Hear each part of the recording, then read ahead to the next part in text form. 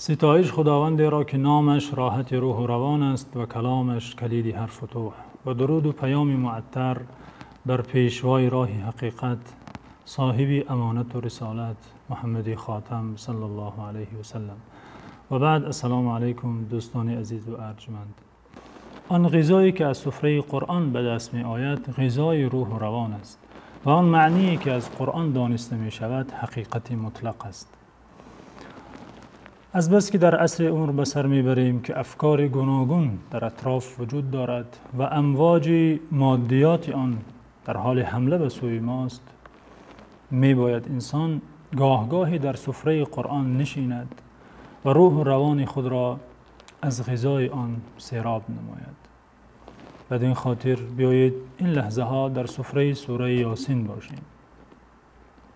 دوستان گرامی، مردمان دو نوعند: کسانی که در دنیا عمر میبرند و چون از اینجا رحلت نمایند، اعمال آنها نیز با آنان میمیرد.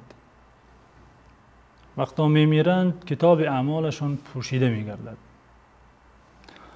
اما طایفه دیگری هست که خود رحلت می نمایند اما کارهایشان باقی میماند و این طایفه دو نوعند: کسانی که از خود کارهای نیک ماندگار باقی میگذارند و کسانی که از خود کارهای زشت باقی مانده می روند. جز نام نیک و بد چه شنیدی که باز ماند؟ خداوند در سوره پربرکت یاسین که همه قرآن پربرکت است در آیه 12 فرموده است: انا نحن نحیی الموتى و نکتب ما قدموا و آثارهم و کل شیء احصیناه فی امام مبین. یعنی به حقیقت روز آخرت ما خود مردگان را برای حساب و پرسش زنده می‌گردانیم و ما هر آنچه که مردمان انجام می‌دهند از کار نیک و بد و نیز آن آثاری که از خود باقی می‌گذارند ثبت می‌نماییم و ما همه چیز را در کتاب آشکار یعنی لوح محفوظ حساب و ثبت نموده ایم. اینجا بالای این جمله دمی تأمل نماییم: نکتب ما قدموا و آثارهم. ما آنچه که بنده انجام می‌دهد از کارهای نیک یا بد و نیز آن آثاری که از خود باقی می‌گذارد ثبت می‌نماییم.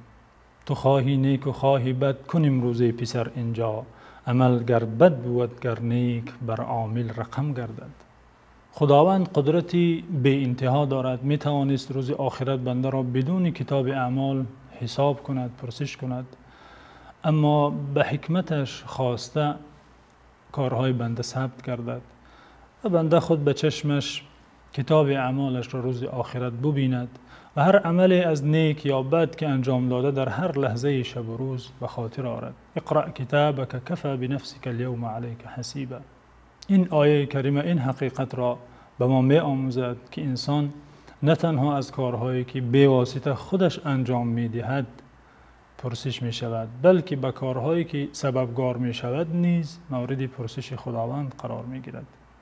این جمله در این آیت جزئی است که انسان می باید بیشتر تأمل نماید، عمیق‌تر در او تفکر نماید. جمله است که می توان گفت مژده خیلی خوش است و این چنین در عین حال تهدید بسا شدید است. چگونه مژده است؟ از این نگاه مژده است که خداوند از لطف و رحمتش برای بنده نه تنها فرصتی در طول عمر اعمال نیک انجام دادن را به او داده است، بلکه دری کسب نمودن نیکی ها را برایش باز کرده. می تواند به کارهای سبب گردد و کارهای نیک از خود باقی ماند که همیشه در حالی که از این دنیا رحلت نموده است ثواب آن برایش روانه و جاری باشد. و چگونه این آیت هشدار است و تهدید است؟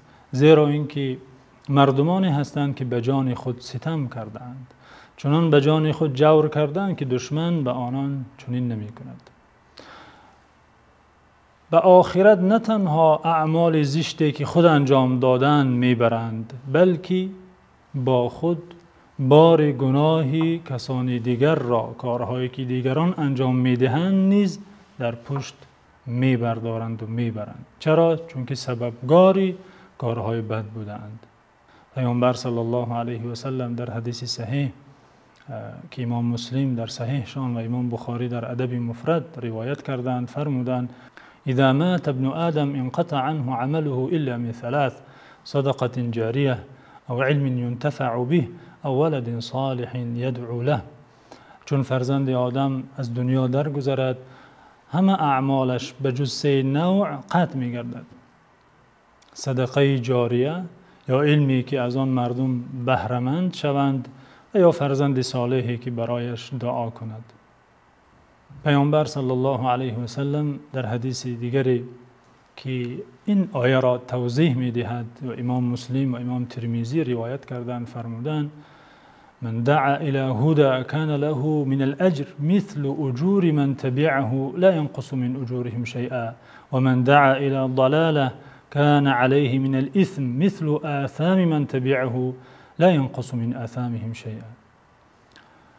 هر نفر برای نیکی، برای خیر، برای صلاح و درست مردم را دعوت نماید، سببگار شود، باعث گردد، عیناً به همان گونه‌ای که به کسانی که اون کار نیک را انجام میدهند ثوابش برایش نوشته می شود بدون اینکه ثواب انجام دهنده ها کم گردد. برای آنان نیز اجری پره و برای شخصی سببگار نیز اجری پره نوشته می شود. جزء دیگر حدیث: و من دعا الی ضلاله، و شخصی برای بد اگر مردم را خواند، سببگاری رفتن مردم به کارهای زشت گردد، برایش گناه عیناً به همون نوعی که برای انجام دهنده ها نوشته می شود برای اون نیز در اعمال اون نیز ثبت می گردد. خداوند کند که همیشه سببگار کارهای نیک باشیم و از ما کارهای خوبی ماندگاری برای مردم باقی ماند. همیشه زیر سایه لطف و رحمت خداوند باشید. خدا یارتون.